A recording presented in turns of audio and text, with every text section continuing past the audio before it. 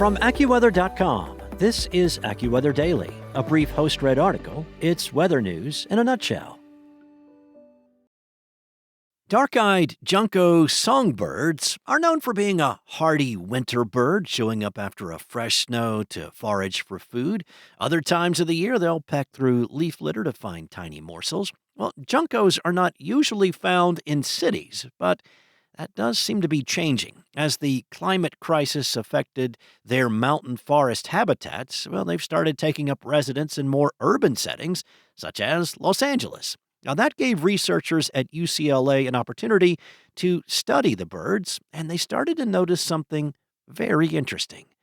The city-dwelling birds have shorter and stubbier beaks, a stark contrast from the long beaks their mountain counterparts use to eat seeds and insects. But as the researchers looked over data on the birds that have resided on the UCLA campus in recent years, they noticed something odd.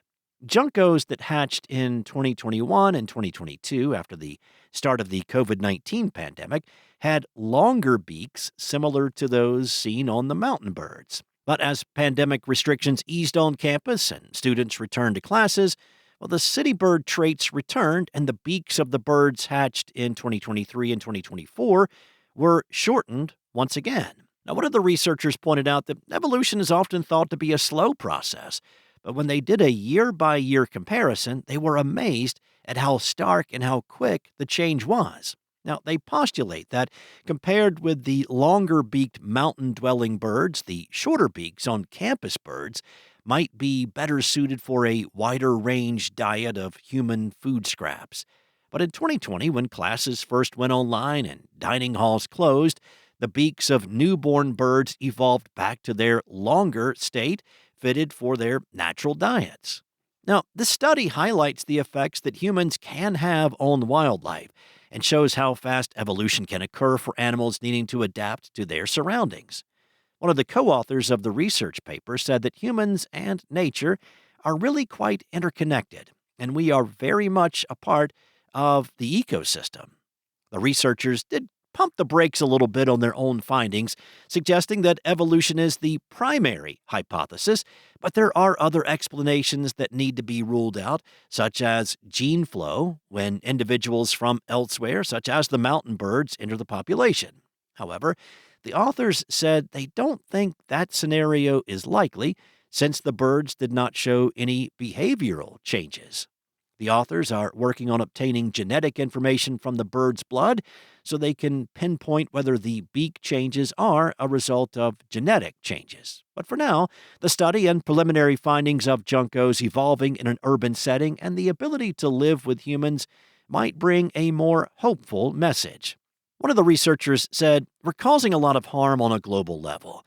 The Juncos are declining as a whole, but they're doing quite well in cities, and seeing how populations manage to keep up, despite what we view as these bad odds, I think brings a lot of hope that if they can do it and it can surprise us, maybe other organisms can too."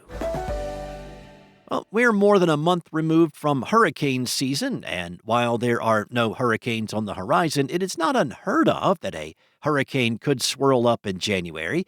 In fact, it happened just 10 years ago. In January 2016, Hurricane Alex became the first Atlantic hurricane to form in January since 1938, and the first Atlantic hurricane to occur in January since 1955, when Hurricane Alice developed. Now, it is an unusual event. In addition to those hurricanes, only 4 tropical or subtropical storms have been named in the Atlantic during January since 1900. Before becoming a hurricane, Alex made the transition from a non-tropical storm to a subtropical storm to a fully developed tropical storm during the middle part of January 2016. Well, the polar vortex dipping into the U.S. is bringing much colder temperatures this week, with freezing temps as far south as Florida expected. The weather pattern setting up this week across the northern and eastern U.S. is likely to continue for the rest of the month. A southward dip in the jet stream will allow persistent waves of cold and snow to push into the Great Lakes and the Northeast. Snow could accumulate as far south as the Appalachians of North Carolina and Tennessee. While the snowy weather is unlikely to reach the Gulf Coast states, the weather pattern will bring a more persistent chill into at least early next week. That's all for now. You can find more regional forecasts and science-based articles at AccuWeather.com. And for your local forecast at your fingertips, download the AccuWeather app. Enjoy the rest of your day. Be safe. I'll be back tomorrow with more from AccuWeather.